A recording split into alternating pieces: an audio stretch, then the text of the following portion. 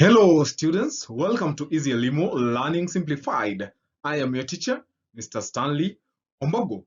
So dear students, remember we have been doing a plot analysis of Talking Money by Stanley Gazemba, and so far we've been able to look at the plot summary in the previous videos.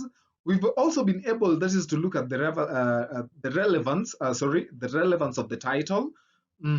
And we realized that the title can be interpreted, that is, first on a literary level and also a figurative level. So if you didn't get the chance to be with us in the previous session, then maybe you can look for the links to the previous videos so that you ensure that we are on the same page. So we also looked at the thematic concerns that we have in Talking Money. And in this wonderful session, dear students, I'd like us to look at the character portrayal and character traits of some of the characters that we have in Talking Money. So here is a list of characters that we have, in Talking Money. So we have got, that is the first character, who is Mukidani. So remember, he is also the main character. So he is described as an educated man who makes a living through buying and selling cattle. So he was never been, he was never been in to a classroom, but he has mastered the art of buying and selling and had experience handling money. So he tried schooling, but again, because he was naughty, he could not proceed. So he was never in a classroom. So we also have, that is the second character, Ronika. So Ronika is Mukidani's wife. So she has expressed her concerns and reservations about the money and warned him against it. But he went ahead and takes the money from the gallows, if you remember the plot summary. So there is also, that is, the gallows that we have. So he is a man. So in the story we have Gallo and his associates. So when talking about Gallo, this the man who offers to buy Mukidani's land for a large sum of money, and also warned by Mukidani's family. So we also have, that is Ngoseiwe and Agoya. So they are Mukidai's brothers. So they warn Mukidai about the gallows and their history, but the advices fell into a deaf ear. So we also have Kizungu. So Kizungu is Mukidai's father, who tried to educate him, that is by taking him to school, but to no avail, it failed.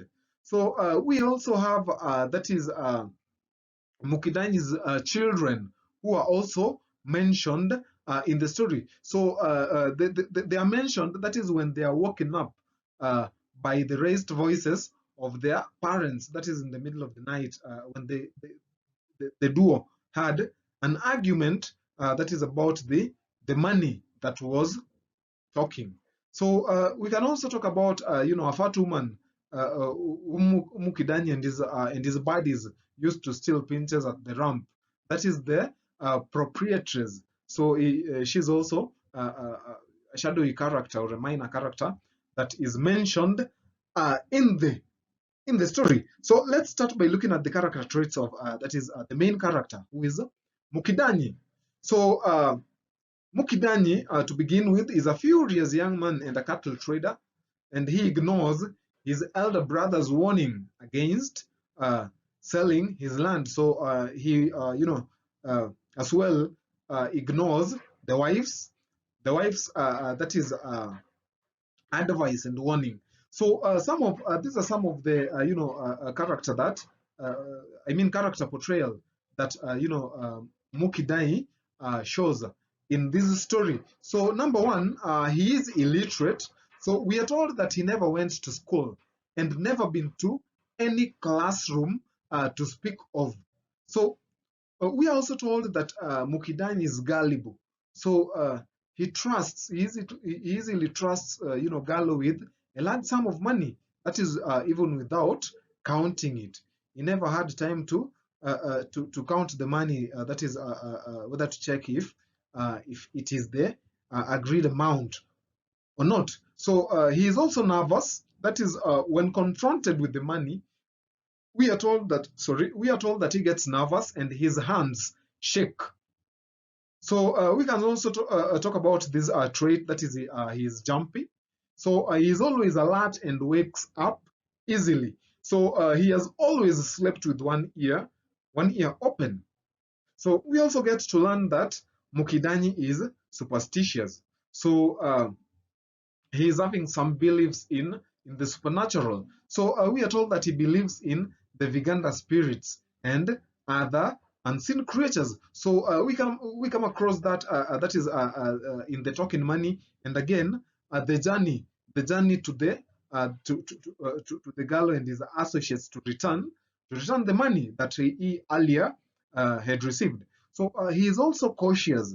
So he is afraid of the briefcase once he realizes it has spirits in it, and he is scared to touch it. So that can also the same can be used to illustrate that is his superstitious belief, or belief in the supernaturals that we previously highlighted. So let's talk about okay, before we go to Oronica. So Mukidani is also cowardly. That is when the spirits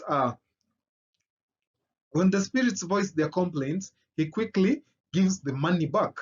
That is tossing the heavy briefcase over the gate.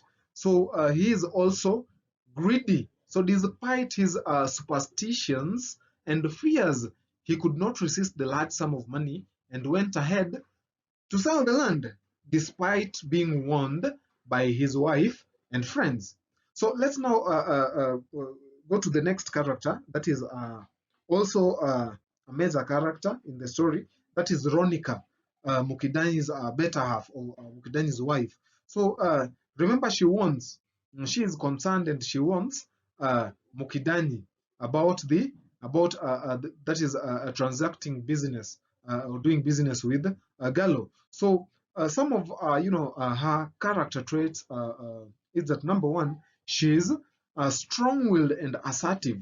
So as seen in her reaction, that is to the token money incident, where she is the one who takes charge and forces Mukidani to take the money out of their home. So remember earlier on, Mukidani had shown some firmness, that he is the elephant in the room. But now, the moment the money started talking, now he became cowardly and fearful.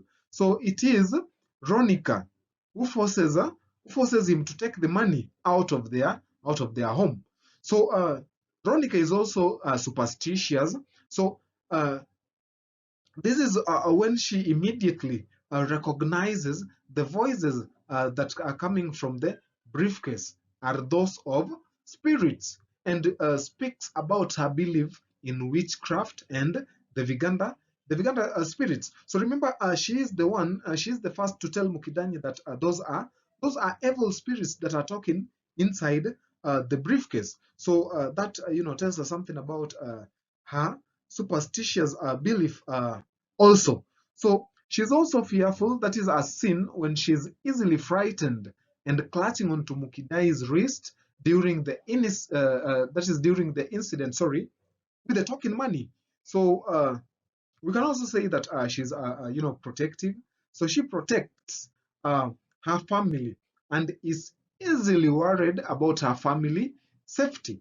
So this is seen in the way she kept urging Mukidani to take the money and leave the house. So we can also talk about Gallo, that is the man who does the transactions with Mukidani. So he's confident and self-assured. So this is demonstrated by the way he conducted his business with Mukidani. So that is offering him money and telling him when and how the land transfer would happen. So remember, Mukidani is not informed about land matters and issues to do with land dealings. So The Gallo, that is, Gallo is also calm and composed. So this demonstrated by the way he handled Mukidani's sudden change of heart and return of the money. So we also have that is the two older brothers, Goseyue and Agoya. So their advisory, that is, they warned Mukidani about the Gallos and their history. So once again, thanks for watching, dear students. This marks the end of the session, and remember, having you in the show is a privilege and honor. So keep it tuned next time, and remember, keeping it easy, Elimo. Bye.